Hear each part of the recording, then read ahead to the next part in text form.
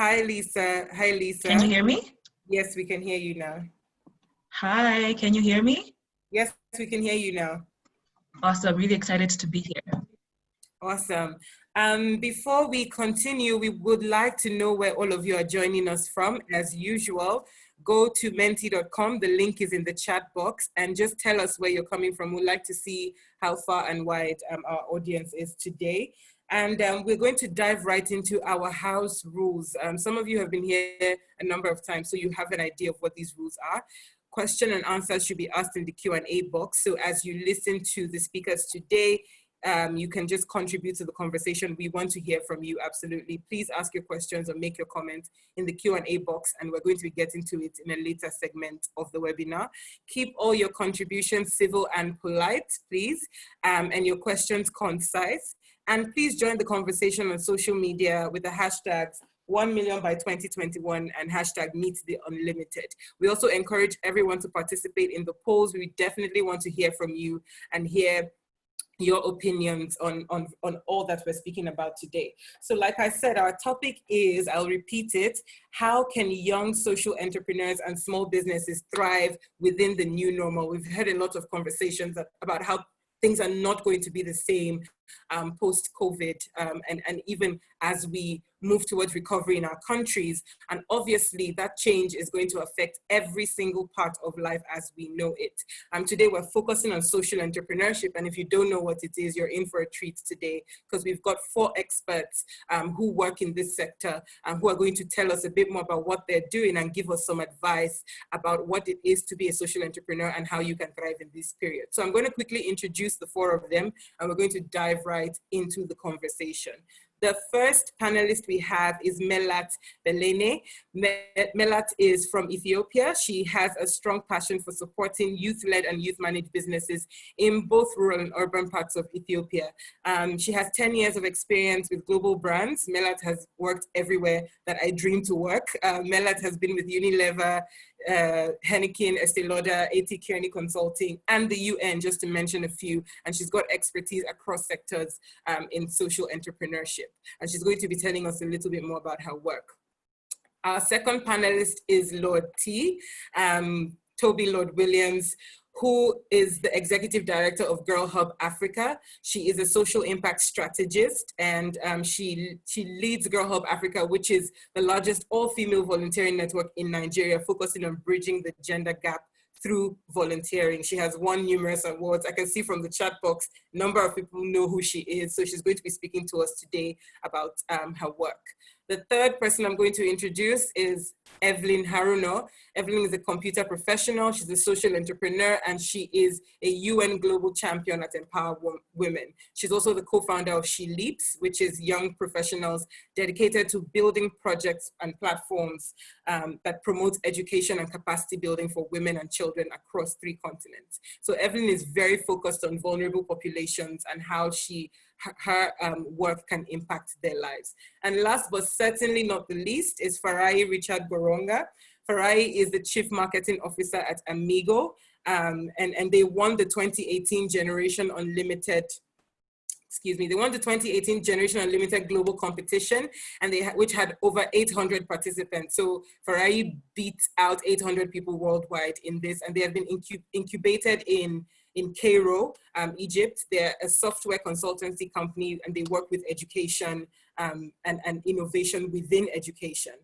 He is also a marketing strategist, a partnerships manager with established organizations, government, schools, banks, and major corporates. So you see, today we have a group of people who are very diverse in the social entrepreneurship landscape. We've done a lot of great things. We're going to jump straight into the conversation, and we're going to be talking to each and every single one of them about their work and asking for their expertise in issues affecting social entrepreneurship. So I'm going to start with going around the room to all the panelists and asking them what they do in the context of social entrepreneurship. We want to understand a bit more. I've given a brief background, but I'm going to say to all the panelists in 1 sentence, can you tell us what it is that you do? If you want the participants to go home with one thing, knowing what you do in 1 sentence. I'm starting with Evelyn. Evelyn, over to you. Can you tell us in 1 sentence what it is you do in the context of social entrepreneurship?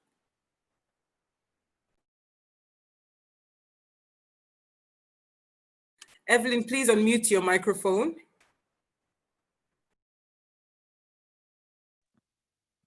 Yeah, can you hear me now? Yes, we can. Please go ahead. So we provide education and capacity building opportunities for women and children, particularly vulnerable women and children in underserved communities. One sentence, you said.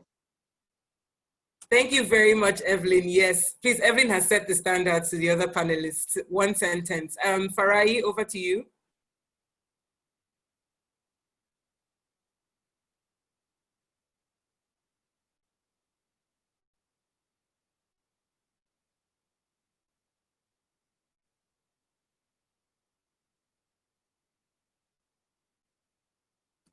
I can't hear Farayi. Okay, I'm going to move to Lord T. Can you tell us in just one sentence what it is that you do? Hi, everybody. So I'm a volunteers management consultant. I basically recruit, train, and manage volunteers for corporates and nonprofits. Thank you. Thank you very much, Lord T. Melat, over to you. Hi, everyone. I'm Melat. I'm a sales and marketing director at Rungo Traders PLC. I also give trainings and engage in fundraisings and training different marketers, sales agents in Addis. Thank you, Melat. Farayi?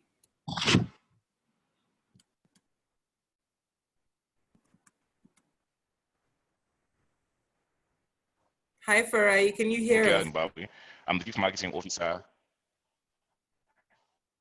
Hello. Yes. Hi. We can hear you. Can you hear me? Yes, Farayi. We can hear you.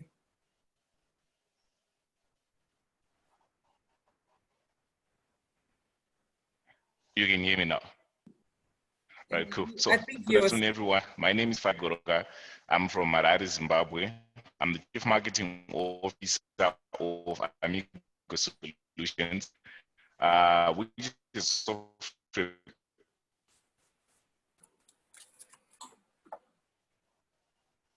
Sorry. Farayi, we're struggling a bit. Something? We're struggling a bit to hear you. Your screen is frozen and we can't really hear. I think there's a lag.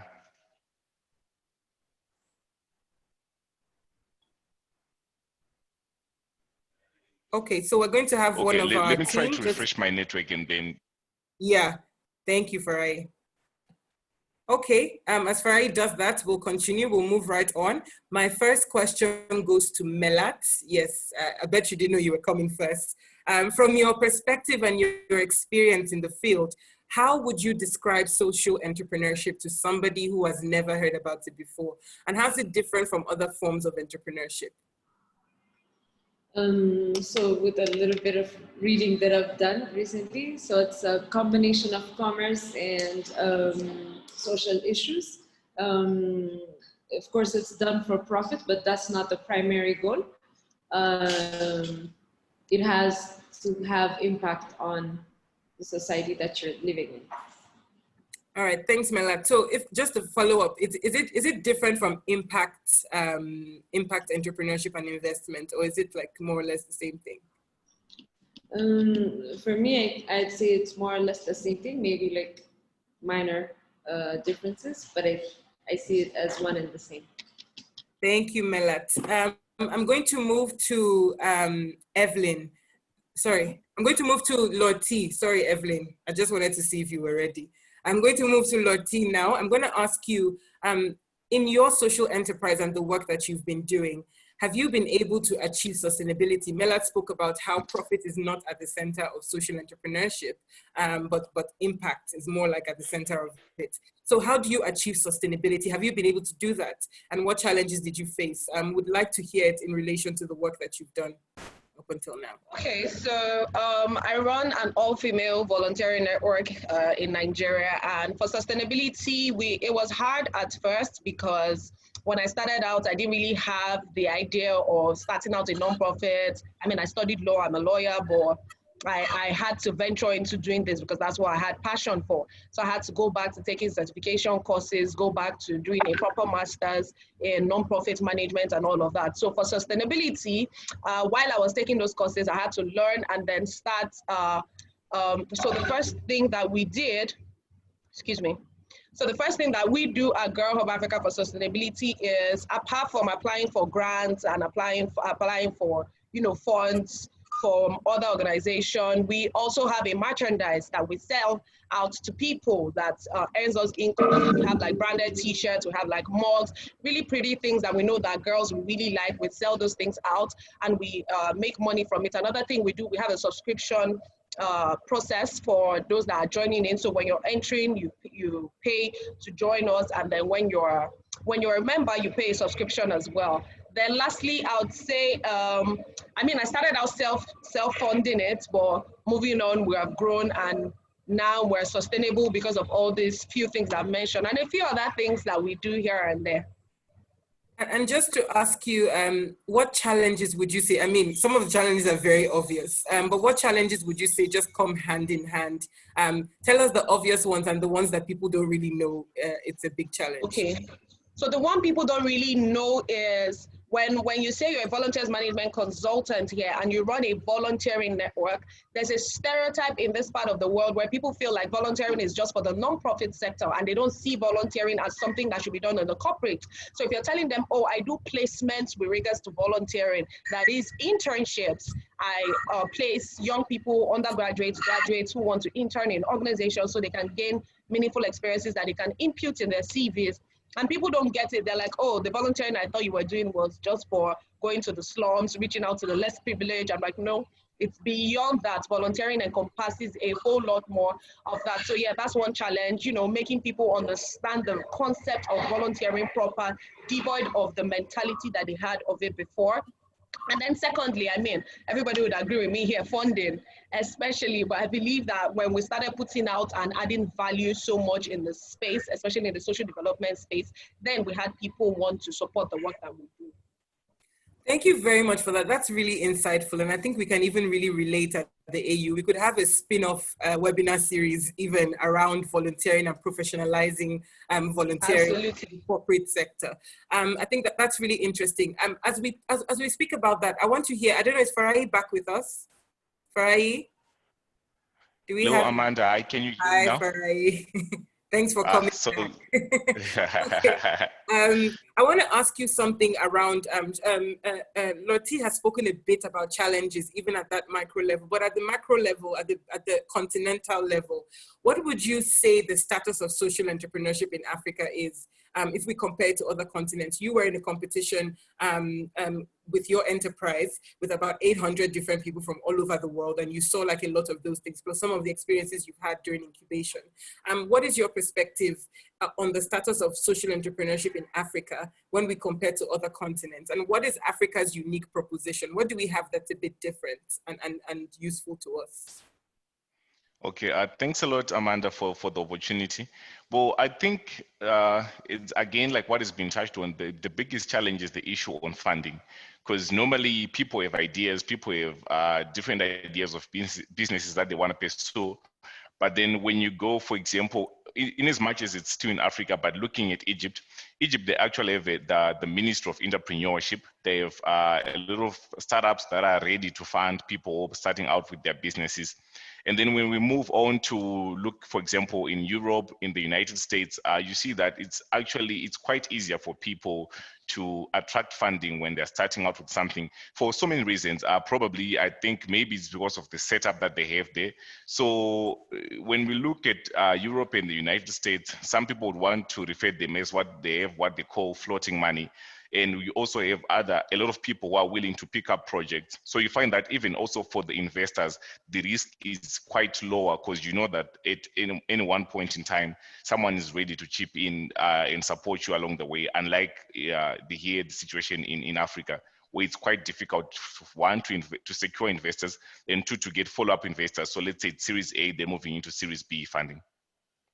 Thank you very much for that insight, Farayi. So you're speaking about some of the systems that exist that help to legitimize the process of just your enterprise as a social entrepreneur. So having highlighted that, on the African perspective, what do we have that's a unique selling point?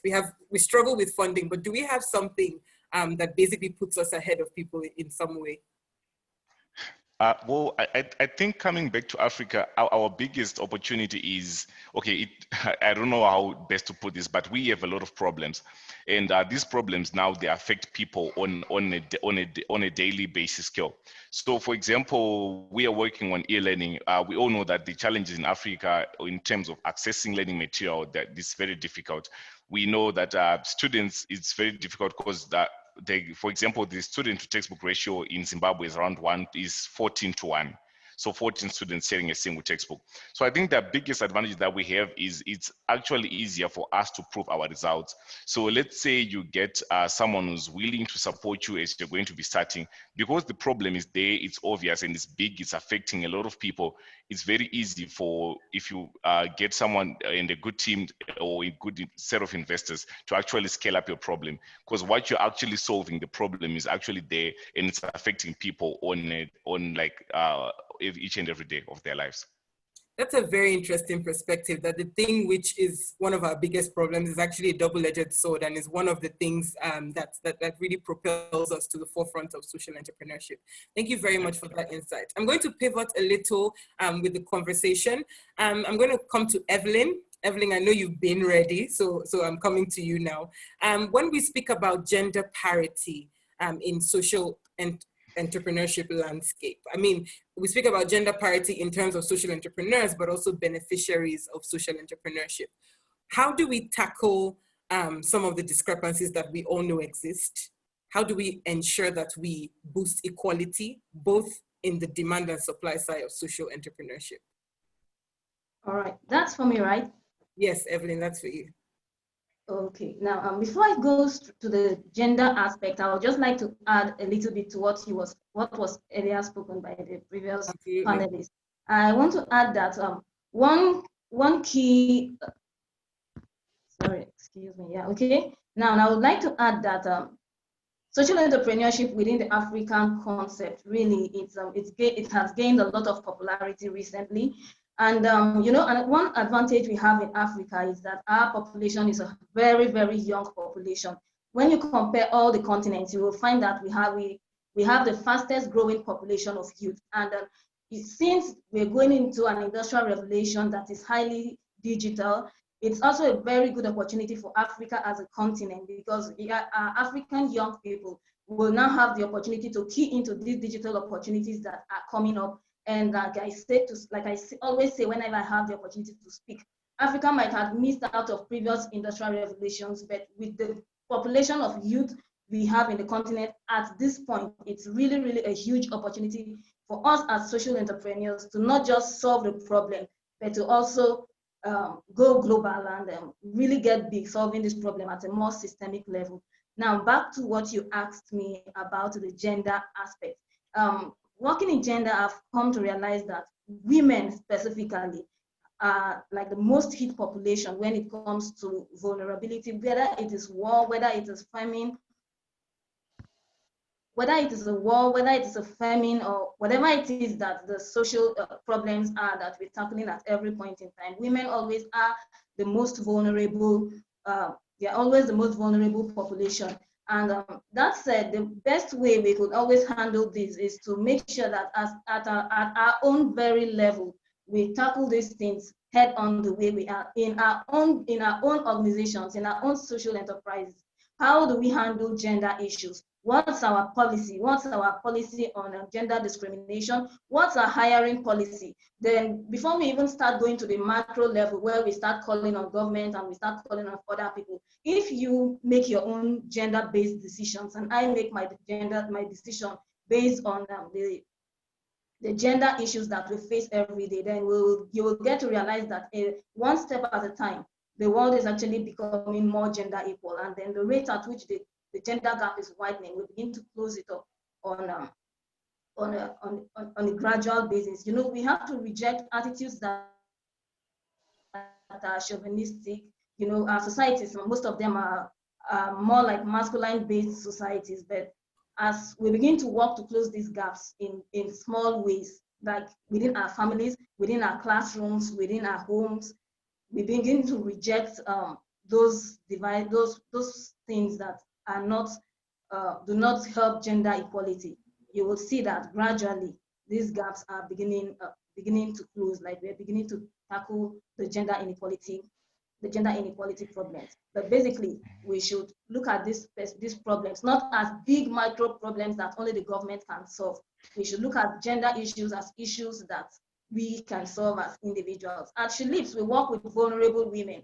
And when you're working with vulnerable women, you see that a woman's perspective is always family-based. When you speak with a woman, she tells you, my child is out of school, my daughter is sick, my family. So when you deal with women, you realize that you are dealing with the problem in a more holistic way. So whenever we provide solutions, we always make sure that the gender aspect is well taken care of. Thank you very much, Evelyn. I think that's really interesting when you speak about the whole being the sum of its parts. I mean, if we all don't do our part, then it's a bit hypocritical to shout at governments, etc., when internally our own policies don't even reflect any desire to tackle gender parity in these things. I want to hone in on a point you made, and I'm directing this to Loti. Loti, you also do some work that is gender-based as well. In the context of beneficiaries now, we've spoken a bit, I think Evelyn's intervention spoke a bit more around the supply side, you know, the people in the sector. In the context of beneficiaries, do you think that there is enough being done to basically create more social enterprises that focus on women and do you think they're impactful? In my opinion, I'm a bit of a, what would I call it now, antagonist when it comes to that, because I've had the opportunity to work with more than 300, more than 8,000, what am I saying, starting from when I was in school, social enterprises, and most of them, when it comes to that focus on gender, especially for the women, usually I see that they are causing more harm than good for the beneficiaries.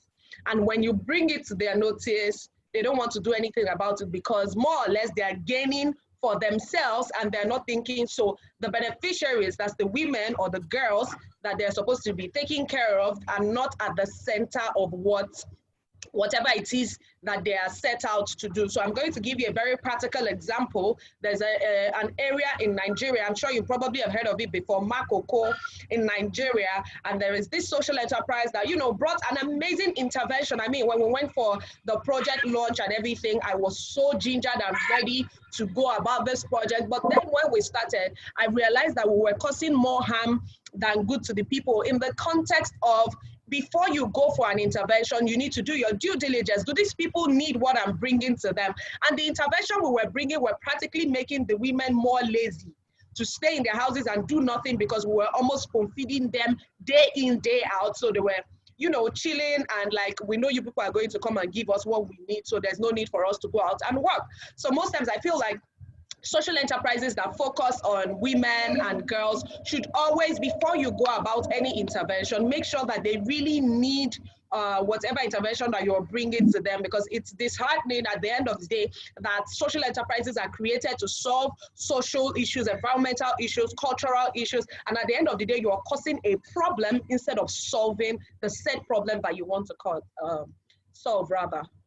So it's an issue of even further sexism, isn't it? When there's a one-size-fits-all approach and there's an infantilization of women to an extent, and your point is around that a lot of social enterprises these days are not doing the due diligence or giving women that to empower them beyond just spoon-feeding them. I think that's a really interesting point. I'm going to start speaking about skills a bit, and Melat, I'm going to come to you on this one. I want to ask you, because you've done, I mean, from your profile, you've done a lot of things. You've been in both the public sector, but also the private sector as well. And in your experience, and as a young African who is in the business of working with innovations and solutions, what skills do practicing, but also potential social entrepreneurs and small business owners need to thrive? There's been a lot of conversation, especially from the jump off from what Evelyn has said and what Lottie has said around just awareness of the landscape and doing due diligence, but also some sort of awareness around policies as well. What other skills would you say that entrepreneurs need to thrive in the business, but also to make an impact with their work?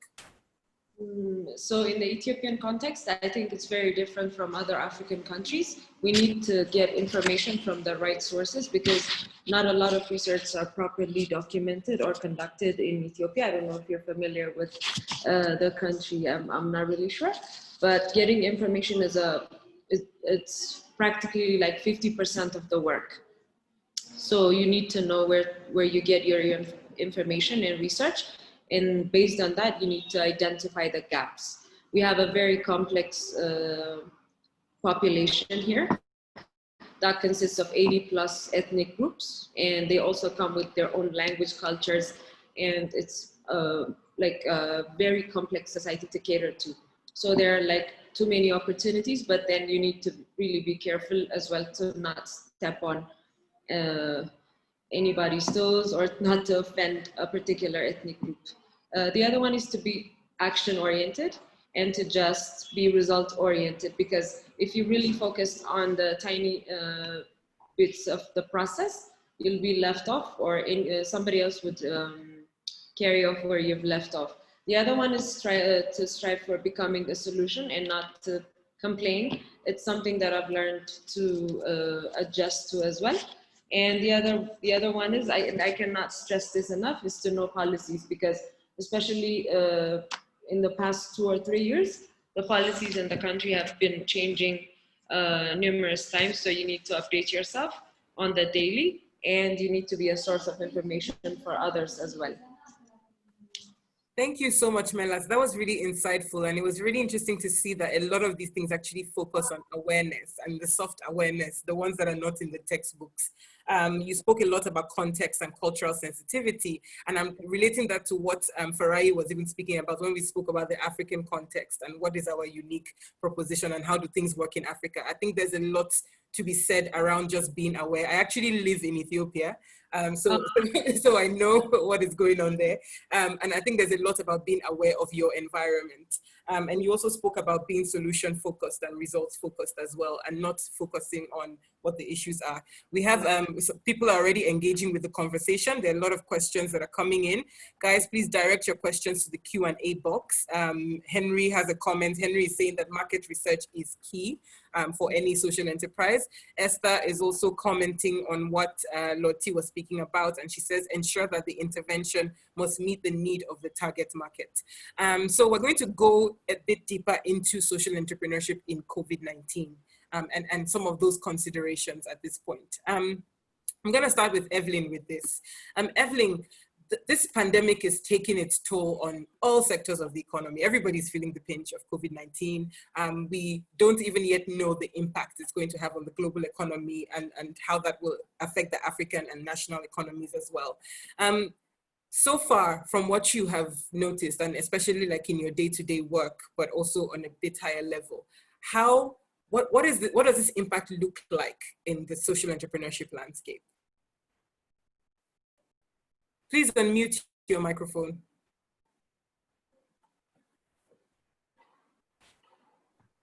All right, can you hear me now? Yes, we can.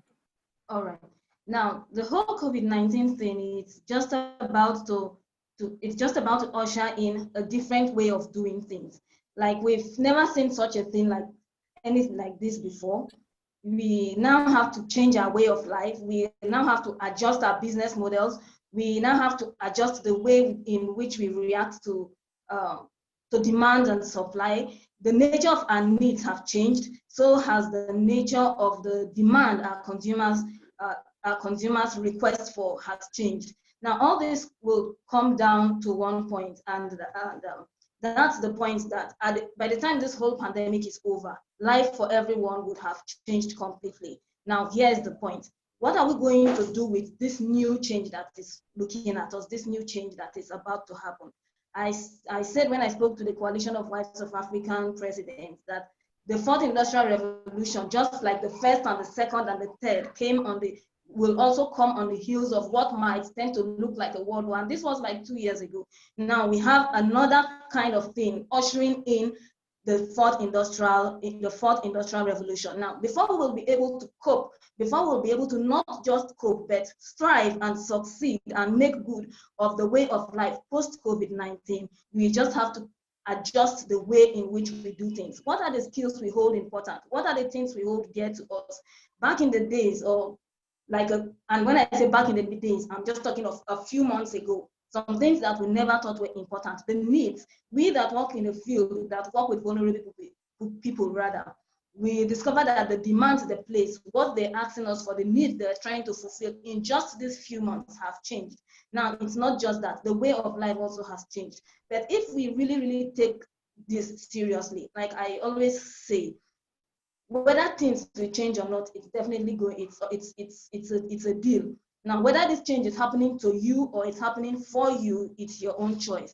At the end of the day, we are going to discover that all those who are struggling will be dropped out of the race. Now, it's going to be a lot of social enterprises will have to close down. A lot of companies will have to close down. But what will happen at the end, I see it, is that at the end, only the best will survive. At the end, we're going to realize that the enterprises that thrive are just the best. Only few might be able to come out of this successfully, but those will be the few that operate at a certain level. We run an online learning platform we call Phillips University, and we're on 3 continents really, but we started from Nigeria here. And I'll tell you what, the young people from in fact, more than 1/3 of our population comes from Pakistan and Bangladesh. Why?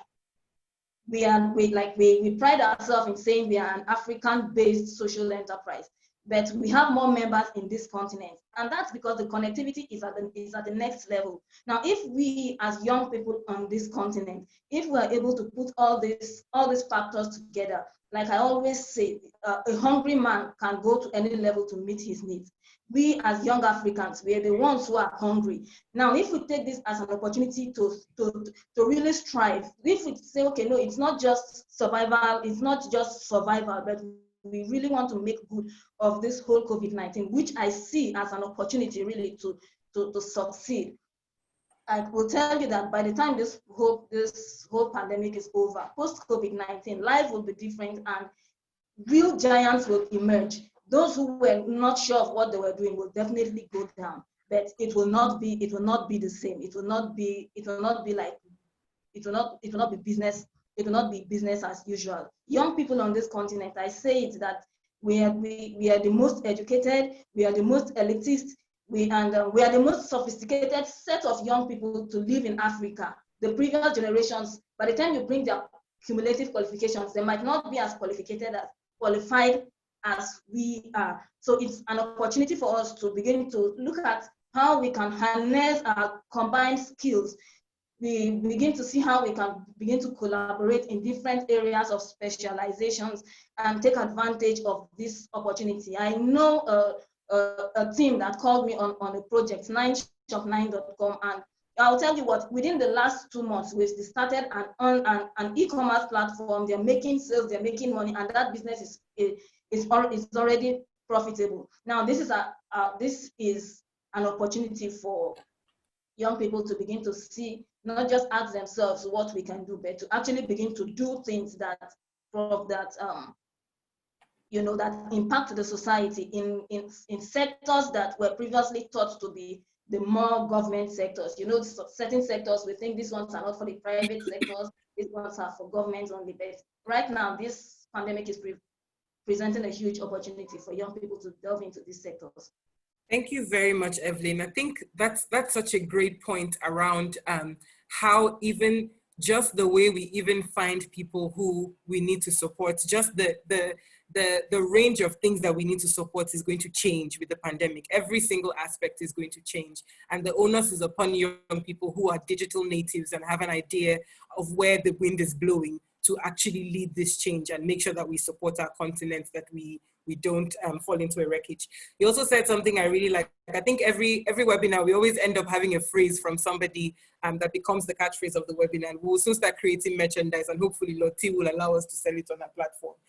You spoke that whether change is happening to you or for you is your choice. And I think that's a really powerful word to people in terms of seeking opportunities in suffering and seeking opportunities in a pandemic such as this. I'm going to come to, I'm addressing this next question to all the panelists. And Evelyn, I'm going to ask you last because you just spoke, so that you can grab a bottle of water.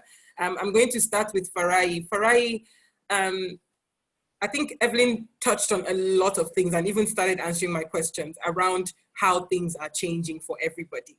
What are the coping mechanisms for crisis management that you propose to small business owners?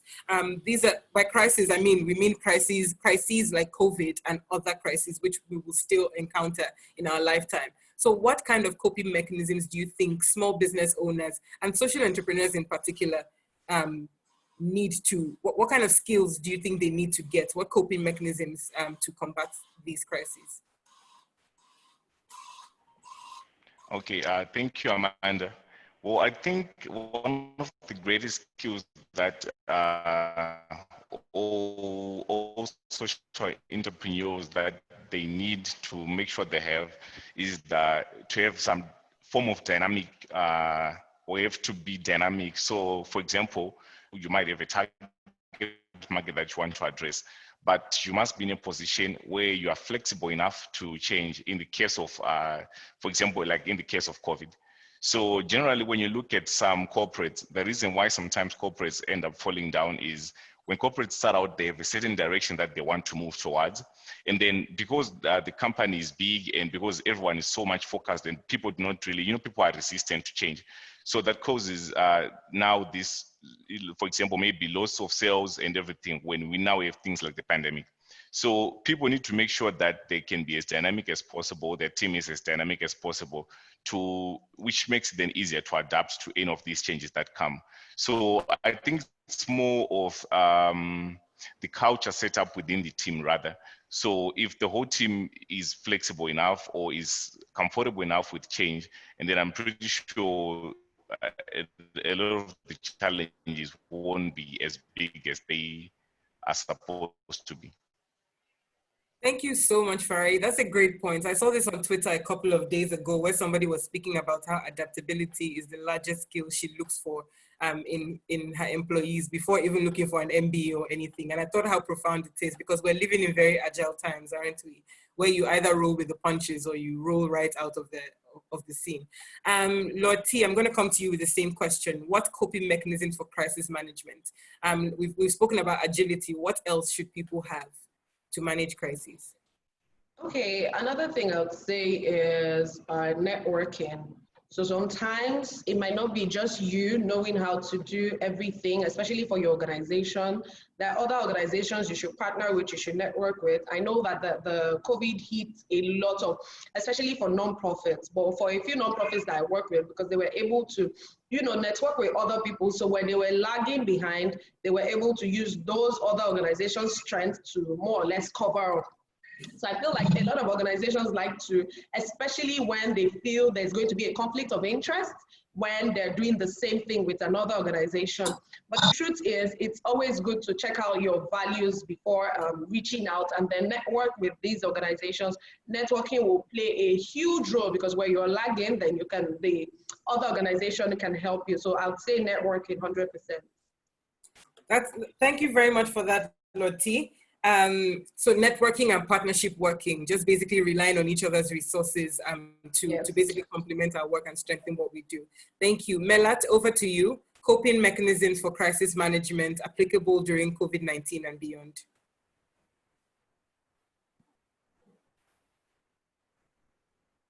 We can't hear you, Melat. I think you're on mute.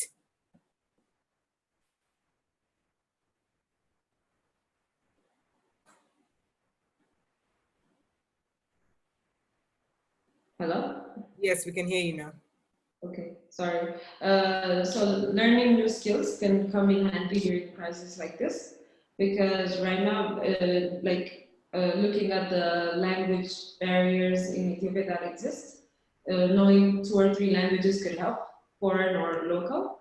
You could be doing side business using those skills. Other things like regarding our business, we're holding off on new foreign purchases.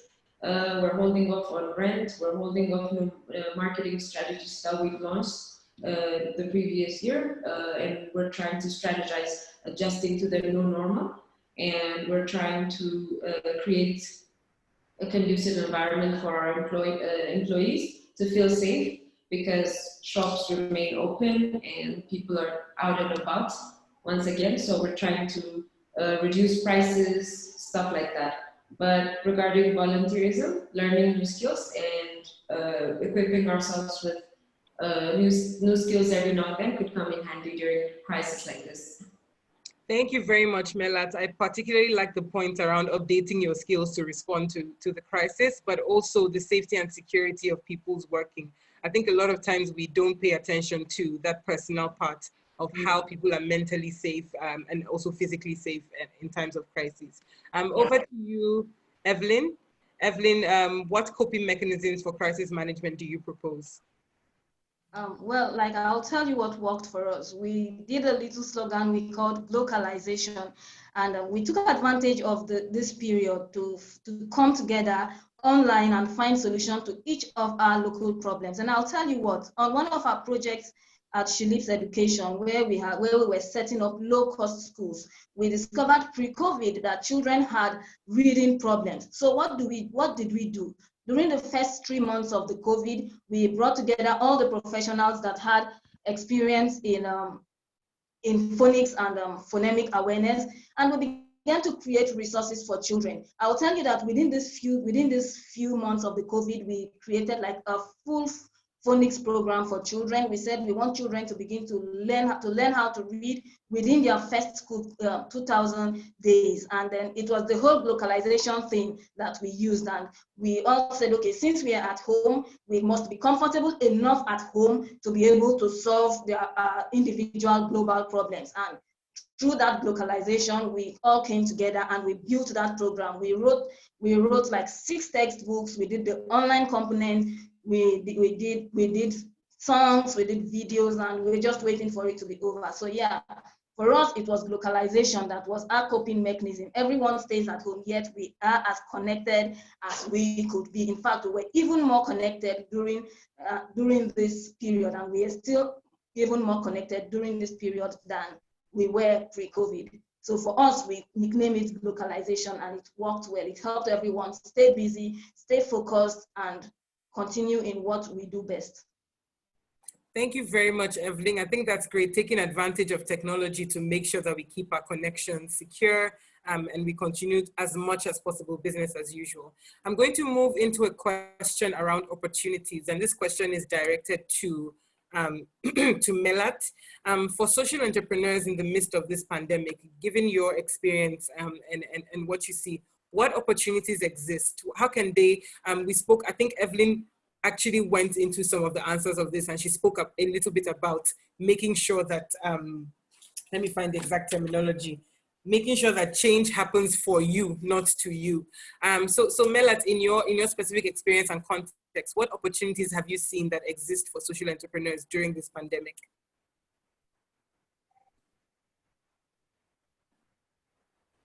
Melat, please unmute your microphone. Hello? Hi, Melat, I can hear you now. So definitely digital businesses have boomed. If maybe boom may not be the right word, but I think now the government more than ever is seeing the importance of digitizing the economy and transitioning to e-commerce. So I'm sure you've noticed that we carry a lot of cash, and that we need to go cashless as soon as possible. So that, I think, by itself is a huge opportunity for the youth. And I know that Telegram, the app, is really popular in Ethiopia right now. So you can start like small businesses on Telegram. People do transactions on Telegram, and now that is becoming a more trustworthy way of doing business during COVID. So that is one aspect. The other one is education. A lot of youth, teenagers that are sitting at home need tutorials, help with schoolwork. If not schoolwork, they need help on extracurricular activities. They need guidance, so you could start an e-learning business during this pandemic. And of course, transport, delivery services, anything that has to do with mobility and keeping people safe is, I think, potential growing business in Ethiopia right now. Thank you very much, Melat. Lord T, I'm going to direct the same question to you. What opportunities exist for social entrepreneurs now? Okay, so first things I want to say that for every social entrepreneur, this period is when, I mean, everybody was shouting, flatten the curve, flatten the curve. The world is flat, finally. It has finally collapsed, or not collapsed rather, it's flat. Everybody's probably at home. These days I can message anybody at any time. They are not checking their calendar because they're not going anywhere. I mean, unlike you guys that work at the AU and probably have to go to the office and stuff, but most people are in their houses. So I feel like first thing I would like to say before I answer directly is that every social entrepreneur and every social enterprise, this is the time to leverage your digital platforms and start putting out the content about what you do, because you'll be able to reach more people. I remember when we started Girl Hub Africa, we were like maybe 5K plus people. When this pandemic and everything, we hit 14,000 people. There were people that were like, oh, we didn't know you guys existed. We didn't know. Notwithstanding that we did promotions on Facebook, this and that. So these are opportunities you should leave it. The people that don't know about what you do, they are even looking for your intervention to support it, to promote it, or even need it for themselves, or maybe they know a beneficiary. Now is the time to put out yourself, because almost everybody is online. I mean, Instagram almost had a breakdown. It almost collapsed because everybody was online when the whole lockdown thing started. So that's one. Another thing I'd like to say is moving out of the digital, leveraging technology, which is like the top of the chart. I want us to also look into cleaning. So I'm going to talk from my own personal experience. Cleaning services, people are now very hyper clean, let me put it that way, this period. So if you run a cleaning service or cleaning agency, people want to know that their surfaces everywhere is going to be sparkling clean. You are going to properly disinfect their environment. 100% they are going to want to, especially offices, banks, you know, this kind of, so cleaning service is one.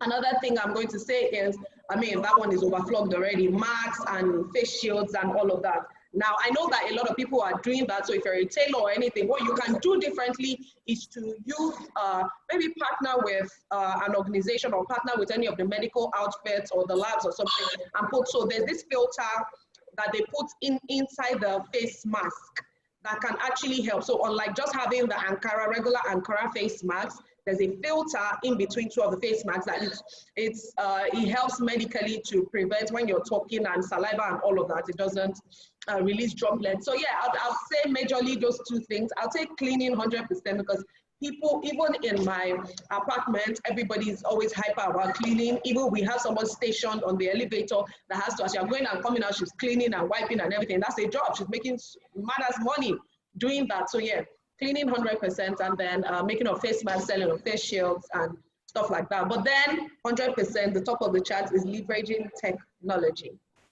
Thank you so much, Lord T. I think between you and Melat, I have so much practical advice now. I'm just registering my company. And I'll come to you guys for more advice on what are the things my company should offer. I'm not sure yet, but when I've registered it, I'll let you guys know. I'm going to move to Evelyn now. Evelyn, I'm going to ask you something around policy making. We've spoken about a lot of things we can do by ourselves, and we've spoken about a lot of measures we can take, but we realize that we exist in an ecosystem. And if the system that houses us does not work, then a lot of our efforts will be frustrated. How can governments and policymakers protect social entrepreneurs during this pandemic? It's a very, very difficult time for social entrepreneurs. A lot of things are new. Regulation is flowing in every other day. How can governments make sure that they create a favorable environment for social entrepreneurs? Now this will have to be something around revisiting our policies that support innovation.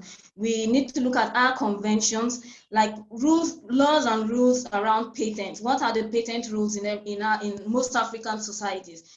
I'll tell you that once you have any serious innovation you want to patent, it's most likely that you would have to take it outside most of our countries to patent it there, because we don't have rules, we don't have laws, we don't have policies that support innovation up to that extent. Then we also have to look at policies around our business models. In Nigeria and in most other African countries, you will see that we have the for-profit and the non-profit forms of businesses, but there's no real room for a hybrid. The social enterprise that plays in the intersection between for-profit and a non-profit, where does she stand in a constitution like ours? Most of our business policies, most of our company laws do not favor a hybrid business model. So you can't walk to this Corporate Affairs Commission and say you want to register a social enterprise in my country and in most other African countries. You have to choose whether you are for profit or you're non-profit. Now, the government has to look into that. The government has to look into policies around innovation. If I have an idea, I should be able to patent it.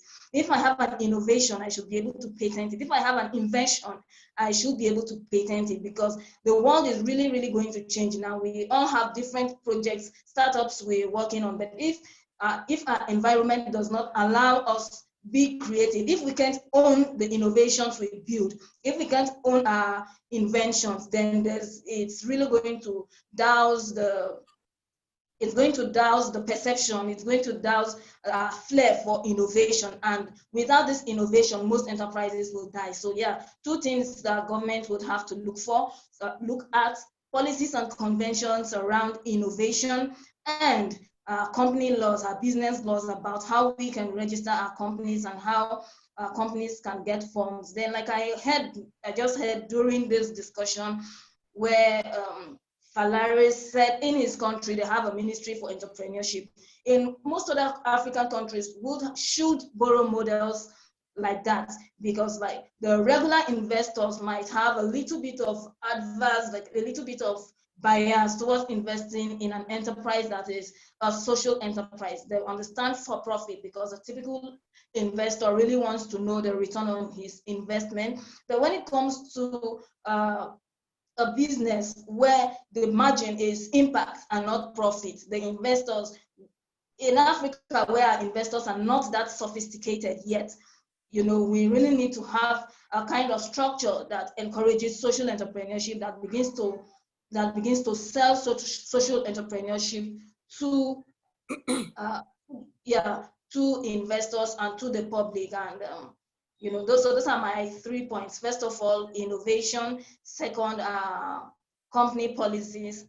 And so that's it for me. Yeah, thank you. Thank you so much, Evelyn. I think that's such a great point around basically starting with the identity of social entrepreneurship.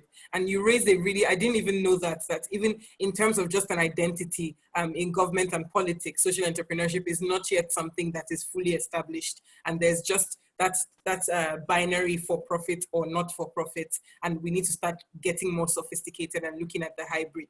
And I think that's the foundation upon which any other policies will come, or the foundation that will attract investors locally.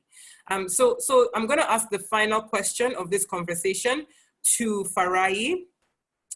Farayi, I want to know what the role of innovation is in restructuring social entrepreneurship working models to fit this our new normal. So we spoke a lot. I think Evelyn already spoke on innovation as something that's really, really important, and governments need to focus on innovation. And the conversations, I mean, Lord T said I can't remember how you phrased it, but the top thing is basically relying on tech. So what's the role of innovation to restructure the models that we currently have to fit into this new normal that we speak about? Okay, thank you, Amanda. Well, I think before moving to the role of innovation, I think I might just want to add a little bit on some of the policies maybe that governments could look into to yes.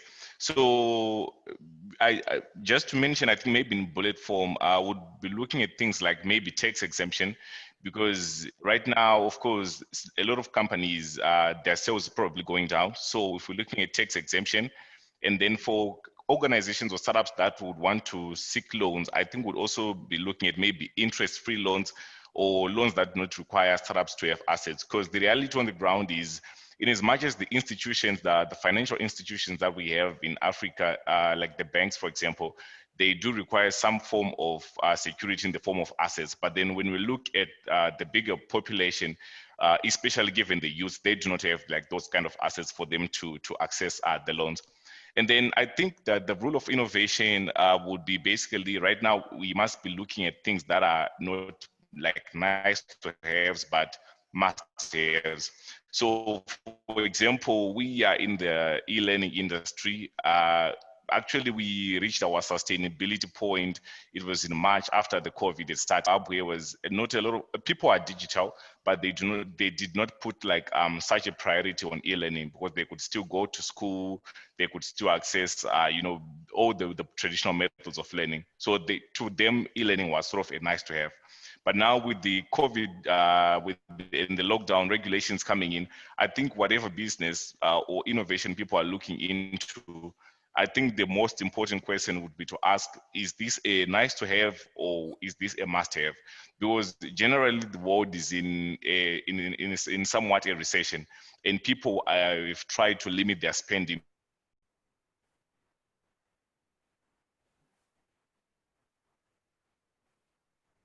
Farayi, I think I've lost you. Can we hear Farayi? No, I can't. I can't hear you. Farayi, we've lost you.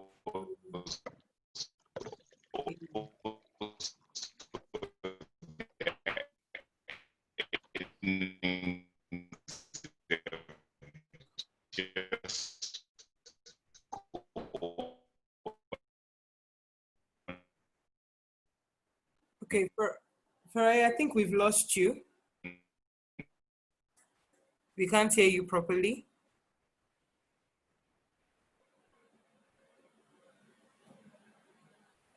Okay, so I'm just going to direct the same question to Lord T before we close. If we get Farayi back, we will hear the rest of his intervention. So Lord T, speak to us a little bit about innovation in restructuring social entrepreneurship to meet the new normal. Okay, thank you. So I believe that every social enterprise right now should be innovative and be dynamic as well, be able to reinvent whatever it is that you do at the moment, because most of the social enterprises I see that they're always one way. This is what we're set out to do, this is what we're going to do. So even now that the whole corona thing is happening and the pandemic has really moved some businesses out of business, some social enterprises still feel like, oh, let's still focus on what we're doing. There is a certain way you be innovative and the same thing you're doing, but you do it differently. So innovation is, and when we say innovation, people feel like it's a very big, a complex word. It's like, oh, maybe using technology to come and do one action film. No, it's not that. So innovation is basically bringing something new, or bringing out something new from whatever it is you were doing in the first place. Being innovative, thinking out of the box. This thing I'm doing, how can I do it better in a different way, but in a better way? Different, but better. That's what being innovative is. So reinventing whatever model it is that you were using before. So I feel like it plays a huge role. So for example, for me, I used to do just placements for volunteers, for organizations, corporates and non-profits. And then because of the whole pandemic and everything, I had to switch my model and be innovative about what it is that I do at Girl Hub Africa. I could have as well just said, oh, I'll just chill and wait for the pandemic to be over. The pandemic doesn't look like it's going to be over, which is why we even have the term new normal at the moment. So yes, every social enterprise should think out of the box. In fact, remove the box. There's no box. It's you yourself. Think, what can I do differently with regards to the problem we're looking to solve, but how can we do it better? How can we reinvent the model we have been using to solve the particular problem that we're looking to solve? So it plays a huge role, 100%. Thank you very much, Loti. Farayi, we're going to give you a minute to finish your thoughts before we round up this segment. Okay, sorry, Amanda, just to check, when I started having troubles with the network, well, which point was I on? You were speaking a little bit about innovation. You had gotten to the point on innovation. Okay, cool. No, so I was just saying, I think right now, all forms of innovation or all forms of businesses, we now need to ask ourselves the question, if what the problem that we're going to be solving, is it a nice to have or is it a must have for the people with whom we're solving the problem for? Because right now, the world is in somewhat a recession, people's earnings have reduced, and which also affects how people spend. So people are going to be spending more on what they feel they must have. So for example, like I was giving the example of e-learning, that we actually reached our sustainability point in March, because it was when the demand for e-learning was high. Because before that, e-learning was sort of a nice to have here in Zimbabwe, because people did not have, like a lot of the institutions did not have the resources for people to access these things. So people could still go into schools and access their learning material. But now that the lockdown has been enforced, people can go to school. They now turning to different methods for them to learn. So you see that basically, if you're going to be starting a business in e-learning, you're almost supposed to make a profit. But right now, it's a must-have and the demand is high. And also, I think in the event that you find your own spot, this is the time to sharpen yourself, so that even after the pandemic, you exist as industry leaders and as trailblazers in that industry. Thank you so much, Farayi. Farayi has given us another phrase, nice to have versus must have, as being kind of like our litmus test on what we focus on. Thank you very much to the four of you. I think we can conclude this Q&A segment. We're going to dive quickly because we're behind time. I was going to give you guys 5 minutes to go make coffee, but unfortunately, we're running out of time. So I'm going to go straight into the Q&A that is coming from the people listening and to our audience today. And I'm going to just be directing it to each one of you. I'm going to ask 6 questions just in the interest of time, and I'm going to direct it to each one of you. So the first question is, how can you make young people or how can young people build a sustainable mindset in terms of embracing entrepreneurship? And I'm going to direct this one to Melat. What sort of mindset should young people have to make them stay in the entrepreneurship game, no matter how difficult it gets? Melat, over to you. So the mindset that I think the youth should delve into is to be confident and to do their research prior to engaging in anything. And information comes with confidence, so confidence comes with information. So that is a primary goal that they should have. And second is to keep updating themselves with skills, with networking, with whatever type of inputs they can get from around them. The second one is persistence, to just stand up for what they believe in and just keep pursuing their dreams and goals. And the third one I would say is to strive for excellence. And there is no reason that they cannot achieve what they've set out to achieve. Thank you very much, Melat. Information is indeed power. And if you're able to group that information in ways that it can work for you, then you would really hit any targets that you have. Thank you for that. Evelyn, I'm going to ask the second question to you. What action, we need action to support, this person says we need action to support youth in Africa to start entrepreneurship. So how can we make sure that, what kind of action, I'm guessing this person is asking about the ecosystem, and how can we get young people, more young people to start entrepreneurship activities or to join social enterprises? All right, thank you. Now, getting more young people to join social enterprise, we can only do that by encouraging those who are already in social enterprise. And since the goal of social enterprise is social impact, then the way we can encourage those in social enterprises is to help them boost the level of impact they are making. For most social enterprises, there's this knowledge gap. there's a skill gap, and there is a connectivity gap. So you're working in a field in one remote area, and you cannot link up with the other person just at the corner. I always make this joke that you can't be traveling to the moon when you can't see the other corner of your room. When your room is dark, you can't start planning a trip to the moon. Now, these are some of the factors that affect young social entrepreneurs. We should be able to see beyond the circumstances that surround us. I always say about the skill gap, the information gap, and the connectivity gap. The beautiful thing about these gaps we face as social entrepreneurs is that they are not a vacuum. There was actually something there before they were evacuated to create a gap. So we have to dig these things that actually cause the problems we're trying to solve. We need to use like the waste materials from the products, from the problems we're trying to solve. We need to use them to build the solutions that we need. And when we keep looking at here and there for help, I say social entrepreneurs should stop the aid mentality and focus on the enterprise mentality. Yes, we're social, yes, we're enterprise, but the moment we have an enterprise mindset, we have two strategic units. We have Phillips University and Phillips Education. At Phillips Education, when we started setting up low-cost schools, immediately we became sustainable. Immediately we started making enough money. Although we provide best quality education at a near zero price, but here's the catch. We are right at the bottom of the pyramid, where the numbers are, where the people are there in their volumes. So even when they contribute, even when we ask for like a near zero donation, by the time we form the mass, by the time we multiply it by the number, we have huge turnover and we are sustainable. Now we can boldly say we don't have to go around looking for aids. Now social entrepreneurs will have to look within and find creative ways, enterprise ways to solve the problems that they have to solve. And since everyone can do this on their own, we need to set up systems that encourage people, not just people now, systems that encourage social entrepreneurs, systems that build the work they do, systems that make them understand that what you do counts, no matter how little it is, no matter how you think no one is seeing you, no matter how tiny you think your work is.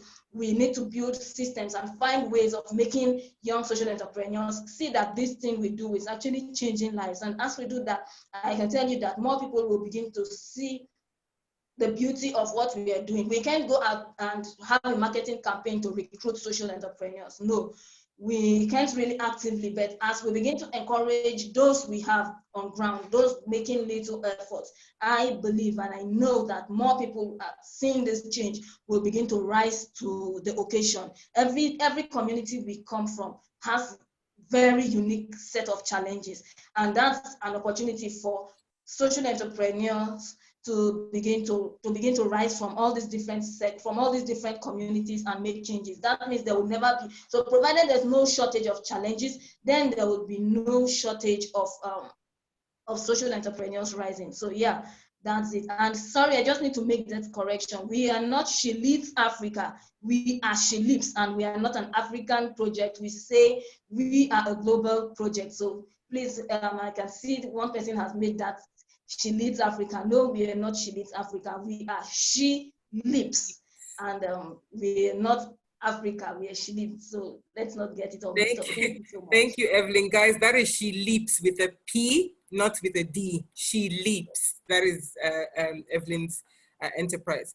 I'm going to move to Lord T now. Lord T, we spoke about this a bit, but somebody wants some really practical advice. How can you boost the engagement of women in social entrepreneurship? And I'm guessing that this is on the supply side. How can we get more female social entrepreneurs out there?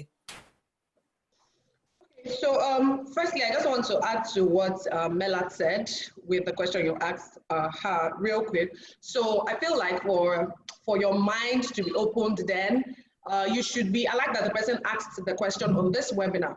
So you should open your mind to webinars like this as well. So fill your mind with a lot of opportunities that will avail you to, boost your confidence. I like that she said confidence comes with information. So if you get information by joining webinars like this and other webinars that happen, so fill your mind with all these kind of things. I just wanted to bring it, chip that in there. And then to what Evelyn said as well, for you to involve more young people in social entrepreneurship, I feel like a lot of young people have too many peers and very few role models. So let's bring out role models from social entrepreneurship. How many people can you say, oh, this person is a role model figure that you can look up to? You see, most of our young people are looking up to musicians, they're looking up to actors and actresses, and in quotes, celebrities as they were. How can social entrepreneurs make whatever it is that they do catchy enough so these young people can be interested in what they do? So for like me, when I'm running a social media platform for any organization, I make it catchy enough, especially if our target audience are the young people. So I feel like that's one thing we should do. We should have more role models in the social entrepreneurship space that these young people can look up to and say, you know what, Lottie is doing an amazing job as a volunteers management consultant. I want to do that as well. Now to the question that you've asked me, I feel like we should let them know for the women, let's do more sensitization to women, not sensitization based on family. Don't center it around family alone. Center it around the benefits to the woman herself, because I feel like most times, just like Evelyn said, when with the work she does for women, a lot of women, their problems and everything is centered around their family, especially for those that are married. So if we want more women to be involved in social entrepreneurship work, or even young women, not even those that are married now, even for young women, the first thing I like to say, let's have more role models in this sector than we have than just having their peers. And another thing is make it catchy for them. What are the things that you know that, oh, if you put out, is going to be attractive to these people? I'm not saying you should go out there and start lying and saying, oh, we'll give you $1 million if you come and be a part of what we do or anything. But social entrepreneurship, because the term alone, social entrepreneurship, it should be catchy. But a lot of people have made it look like it's a lot of work, it's a waste of time. It is enjoyable. We need to put ourselves, if you go on my social media page, I make volunteering look so attractive that Nigerian youths are always wanted, I want to volunteer, I want to this. Why? Because they see that, oh, it's something attractive to do. I'm having fun while I'm doing it. I'm not dying, or I'm not making you feel like, oh, I'm going to the slums and I'm catching one disease on my body. No, it doesn't happen that way. So I feel like if we make it attractive enough and not make it look like it is a burden to be a social entrepreneur, it's like every other job. It's just that yours is centered around people. Yours is centered around working to provide solutions to problems, actual problems that are happening with people. Let's make it catchy, and then let's have more role models in that sector so women can be like, you know what, I want to be like this person, or I've seen something, value in this person, and I want to emulate for myself as well. Thank you so much, Lottie. Thank you very much for that. I'm going to ask my next question to Farayi. Farayi, I'm going to combine a comment and a question. Simon Lysias speaks about how he has gotten to some African countries and he saw that business is the daily livelihood, but he comes from a smaller country and is different for businesses to survive there, because business relies on the population. In a similar vein, sorry, let me just find this question. There's a question around most of African countries, the way they are set up, their population and their level of development does not support small scale businesses. And he wants some advice on how an entrepreneur can make it. He's from South Sudan, countries like that, struggling with internet access, struggling with just having, like you said, Farayi, from the beginning, just having that population of people in need also, but not being able to match the tools with the population that you have. What advice do you give to small scale social entrepreneurs to say, these are some of the things you can take advantage of and how you can be agile in that respect? Okay, well, that one is quite a difficult question. But what I think, again, it goes back to some of the skills that we were discussing on, the skills that we figured that they are important for an entrepreneur to survive during this time and during this kind of environment. So I think one of the greatest things is probably the issue of networking, having people skills. Because now you find that the challenge is, especially, I mean, I think this is a common challenge to most African entrepreneurs, that where there are institutions where you can get the kind of support that you need for a business versus where the biggest part of the population is two different places. And it's very difficult for there's a disconnect between the institutions and the people who are supposed to benefit from the institutions. So I think if people focusing on networking skills and people skills, because from my experience, a lot of support that I've got was not because maybe I did the formal way of applying to institutions or anything, but it was mostly because maybe you run into someone in a shop, and then you pitch your idea and the challenge, or the challenge that you're solving, you pitch your business that you're working on, that kind of thing. So I think it's really important for people to just work on their networking skills, because for me, in my experience, networking skills have taken me far than another skill has taken me far in my journey. And then maybe just to touch a bit on some of the things that people were discussing on the issue of entrepreneurship, and on the action that maybe governments need to do, or governments need to take, for people or governments to have entrepreneurship being taught at very early stages, so that when people start learning these kind of skills, it's sort of ingrown with them then as they grow. It's a bit different from teaching, you know, the popular saying, teaching an old dog new tricks. And then also, like, I'm not sure we mentioned the point of removing the small business mentality, but for people to build businesses for enterprise. Thank you so much for that, Richard. I think that's very insightful. No matter how small or how remote or how challenged your business is, first of all, focus on making the right connections, but also treat yourself as a business, regardless of what it is that you're focusing on. I'm going to ask the next question to Melat. Melat, I'm directing this question to you because you initially spoke about the cultural context, which I thought was a very interesting point of view. And somebody is asking that social entrepreneurship, yes, it helps the community as a whole, but how do you overcome difficulties of cultural, social, and environmental issues in that community?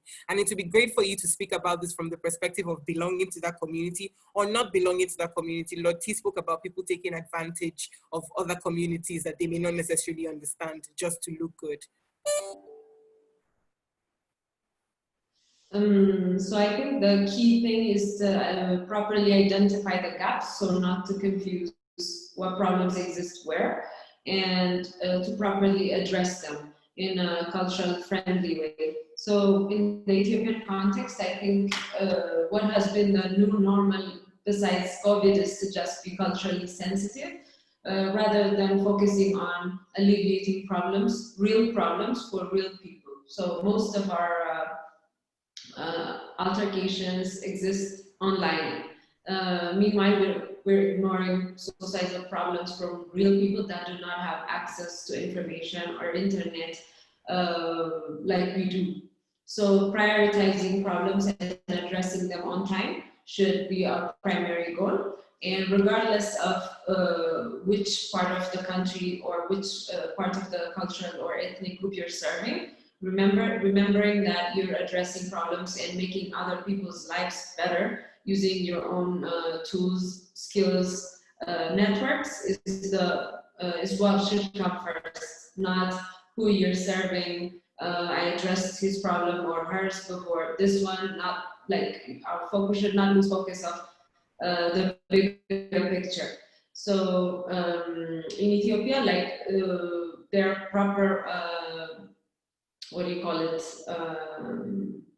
number of populations as to which ethnic groups are superior, like in terms of number. But then language of Amharic, of course, is the official language of the country. So focusing on the problems will also deviate the focus of the problems you're addressing, depending on which route you're taking this.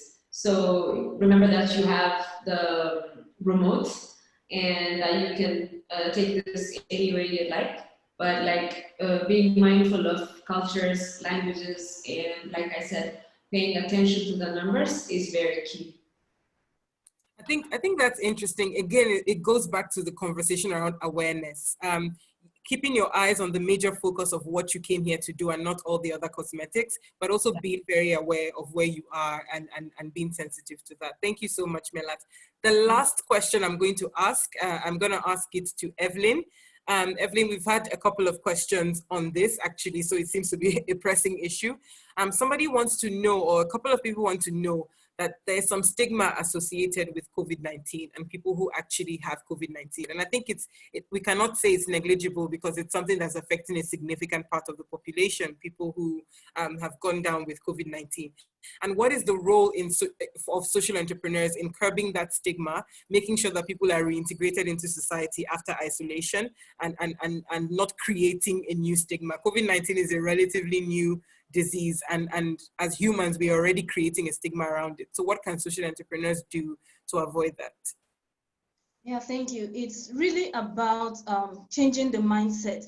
It's about awareness. Like since illiteracy is common in the general population, most people do not really go for the facts. Most people get their major source of information is social media. Most people do not read news. They don't read journals, they don't read magazines. Whatever is said on social media is the thing. So when they tell you that once your neighbor coughs twice, she has COVID-19, that's all. Anybody who once coughed and receives treatment and is now well suddenly becomes like a distributor of COVID-19. These are not true. As social entrepreneurs, we really have to take the burden upon ourselves to create that form of awareness. I know a couple of websites springing up and distributing and circulating the proper information about around the whole COVID thing. But how many people would go out of their way to search for websites?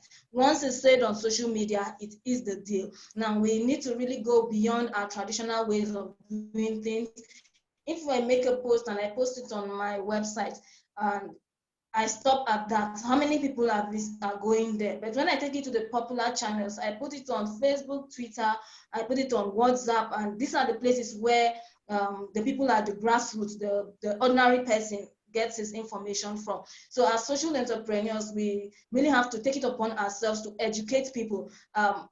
I have a lot of people who, I know a lot of people because we do a lot of work in the education sector.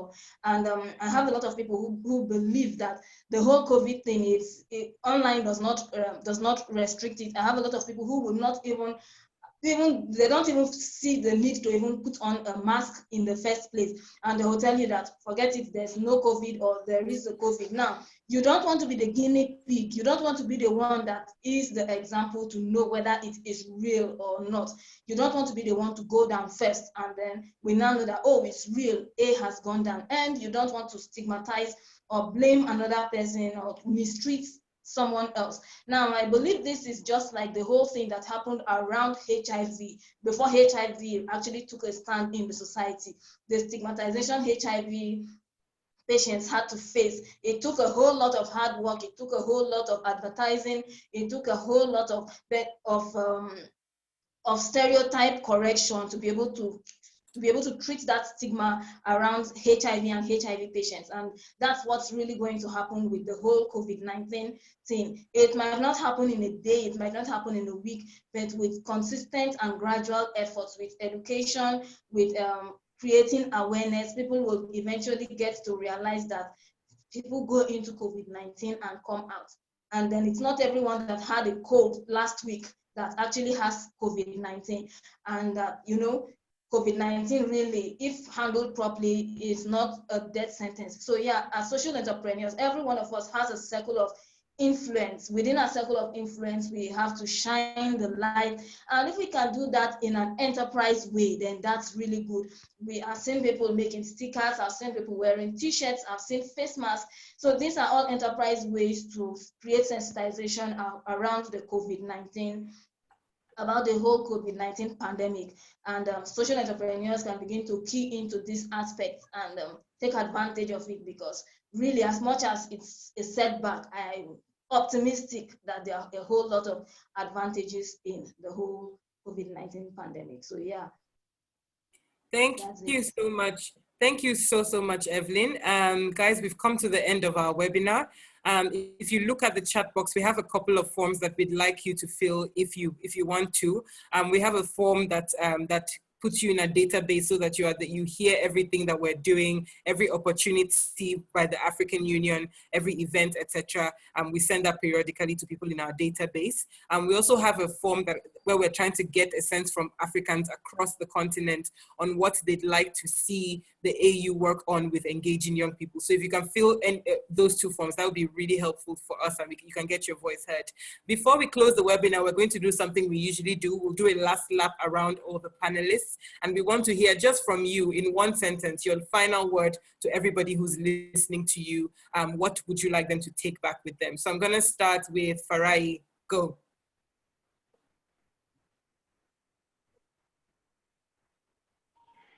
Okay, I would say to everyone who's listening, it's never too early to start your business. And the biggest, if you want to start a business, what you simply need to do is to start. Do not wait for A and B to be in place, but all you need to do is to start, and all of the things, they just end up falling into place. Thank you, Farayi. Melat?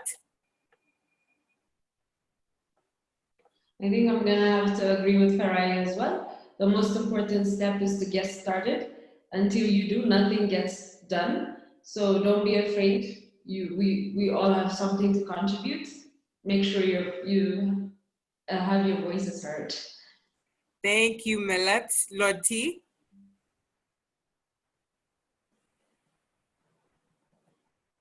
Lord T, I think you might be. Okay. I'm here. All right, so I'll just say that for everybody that was on this, we have almost like 60 plus people that are on here. We the panelists did not waste our time, neither did the African Union Youth Division waste their time either. So we organized this just for you, and I hope that everything we have said, you were jotting things down, you're making adjustments, you're improving rather. So think about it. What can you stop doing? What should you start doing? Just like Melat and Ferrari said, you have to do something. Also, what can you stop doing that you were doing before that is hindering you from achieving your goals? What should you start doing because you really have to do, and you can only correct something that has been done in the first place? And what should you continue doing? I mean, sustainability. What are those things that you were doing that you can continue doing and be innovative about them, just like we talked about today? Like I always like to say, I didn't plan to waste my time. I'm sure every other person here did not plan to waste their time. So I hope that you are not just a listener, but an action taker from these sessions. Thank you so much. Thank you, Lottie. And last but most certainly not the least, Evelyn. Yeah, from me, I would like to say, just in the line with all the other panelists, if it's not happening, it's because you're not doing it. So what is it you want to see? Pick up a shovel, pick up a hoe, pick up whatever tools you have at your disposal and begin to do something, begin to start something, begin to find a profitable way to solve that big challenge that you face every day. And before you know it, Africa and indeed the world at large will be a better place for it. That's all for me. Thank you. Thank you, Evelyn. If you want to connect with any of our amazing panelists, we put their details from social media earlier in the chat. We can repost that. Thank you to 4 of you. This has been a really insightful and incredible webinar. It's not every time that I moderate a webinar and I learn a lot of things, and I'm really, really grateful. I've learned a lot. I'm ready to start my own social enterprise now, and I'll be reaching out to you guys.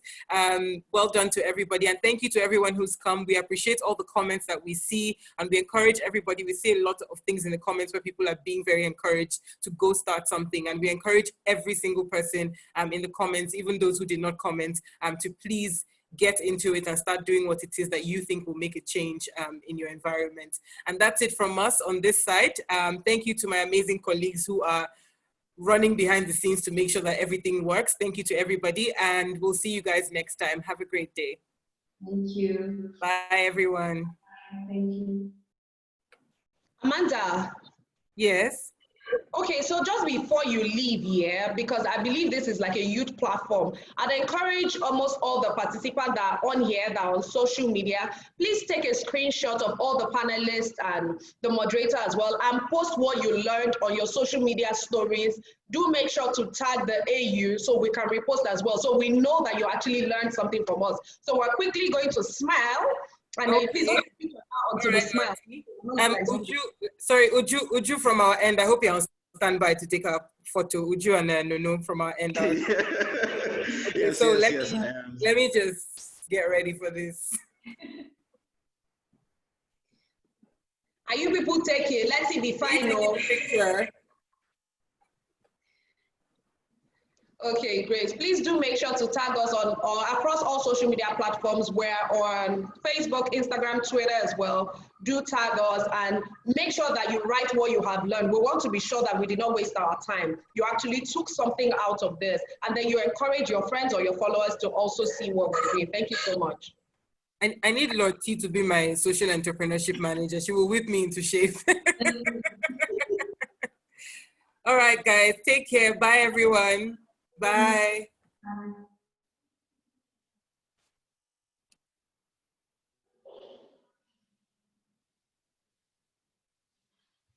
Thank you so much to all the panelists. Thank you guys so much. This was awesome. We can release you now. Thank you so much for coming.